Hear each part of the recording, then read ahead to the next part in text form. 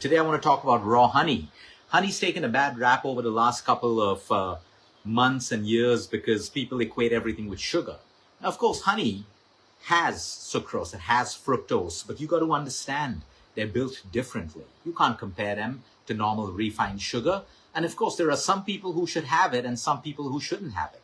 Like when I look at all of my patients who are metabolically unfit, what do I mean by that? They have very high triglycerides, high carb diets, fatty liver, grade 1, grade 2, grade 3, cirrhotic liver. They have all of these problems. Then, of course, they have a fructose malabsorption problem. Then you obviously are not going to have honey at this particular point, no matter how great the quality is. Once you move out of being metabolically unfit to metabolically fit, okay, your liver breaks down honey very, very differently from other sugars. It's like oils. Like coconut oil is broken down very differently by your body compared to other oils. Raw honey has been used literally as a medicine and as a therapy for civilizations and decades in civilizations across the world. And the science is all out there.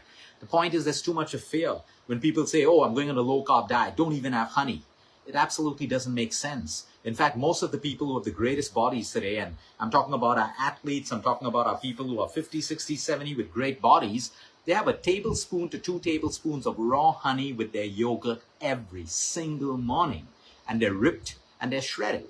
Now, if you give that same honey to someone who's metabolically unfit, guess what? They're going to bloat up, they're going to have gas problems, and they're actually going to slow down their liver and put on weight. Even their triglycerides can go up. But we got to put ourselves in the right category before deciding what is bad and giving it a label.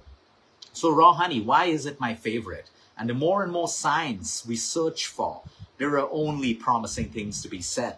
So the honey we're talking about is raw honey, raw unprocessed honey. You can have a bottle which says organic honey, but if it's not raw, it doesn't matter.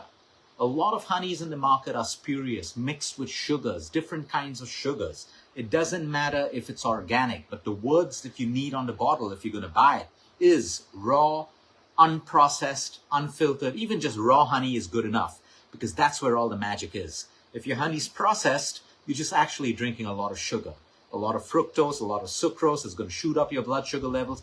I even have diabetics who have a teaspoon of honey every single day as they're metabolically healing, and they have absolutely no issues. But again, remember, you're metabolically unfit. It may not be the best for you right now. So all the more inspiration and motivation to get fit so that you can consume this amazing gift from nature, which is ethically sourced. All right, so why do I love honey? Number one, prebiotic. Your honey is a prebiotic. So when you consume a prebiotic with a probiotic, which is why one of the best combinations, and in fact, there was a team member of mine who recently reminded me about the combination before of honey and yogurt. So if I put a teaspoon or a tablespoon, depending on my body weight, my goals, and I mix it with ethically sourced A2 yogurt, no hormones, none of that stuff. Of course, if you're lactase intolerant or you're vegan, then you're not going to do that. You're going to mix it with a coconut yogurt or a vegan yogurt. But when I mix a prebiotic, which is honey, with a probiotic that's yogurt, it works even better in your gut. Why do we need prebiotics? Today, the probiotic market is so large that people are just taking probiotics blindly without understanding that you need a prebiotic to feed a probiotic for it to work beautifully in your microbiome in your gut. Now, raw honey contains oligosaccharides that act as powerful prebiotics. So even if you have it plain, and then you're going to have a probiotic like your sauerkraut or your kimchi or your pickled vegetables or whatever it is that you're doing, could be your natto, whatever it is, whatever your probiotic is, it is super powerful for your gut. And that's why we give it. You know, you never really give infants honey, but once they're over the years of 1 and 2 and you've done a test with them and they can have honey and it suits them, one of the best ways to fix colic in a baby or their gut issues or if they're constipated or if they have a lot of gas is raw honey and yogurt. You got to remember that you never heat raw honey. You never, ever heat it. You never add it to hot tea. You never add it to hot coffee. You never add it to hot water. You always consume it raw or mixed with a yogurt or just plain, like a teaspoon. So it's great for your gut. The second best part is your antimicrobial effects. And for years, for almost 13 years, when our patients have to go through a lot of immunosuppressants, steroids, or even antibiotics, which actually depletes your good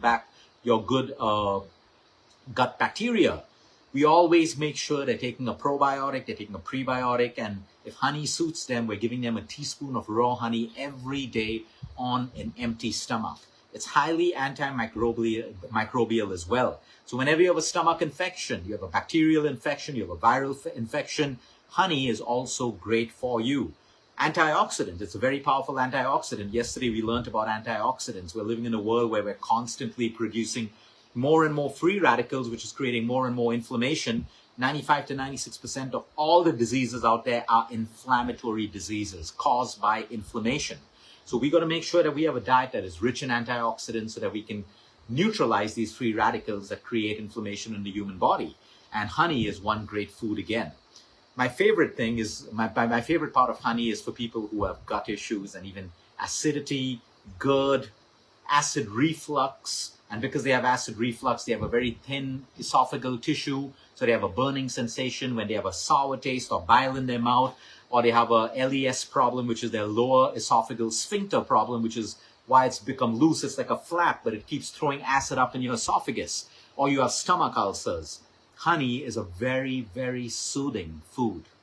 So even if you have a burning sensation, you have a difficulty swallowing, a teaspoon to a teaspoon and a half to 1 tablespoon, of course, depending on your body type and how much you can consume. You don't want to do too much of honey because, again, too much of fructose is not a good thing for you. But it can give you that immediate relief. And we've been using for patients with ulcers and all of these conditions that we spoke about. Another great thing is it enhances nutrient absorption. A lot of people with gut issues today, they have a malabsorption problem. They have gut issues, so they're not absorbing hemoglobin, iron. They're not absorbing nutrients. They're constantly taking vitamins and pills, but they yet have low nutrition levels in their body because you are what you absorb. You are not what you eat alone. You are what you eat and what you absorb. You can eat all the best food in the world, but if you have a weak gut, you have malabsorption, you're not absorbing nutrients from your food. And honey really helps you with working with the intestinal linings, improving absorption of your nutrients. So that's a great food. And finally, allergies. And this has been working for me because I am someone who has a lot of allergies. I landed to New York during pollen season and I need to be on medication. It's as simple as that. I land in Melbourne during pollen season. I need to take an inhaler because I can't breathe. But honey has actually kind of been working for me, and I see my instances of working with allergies are starting to get better.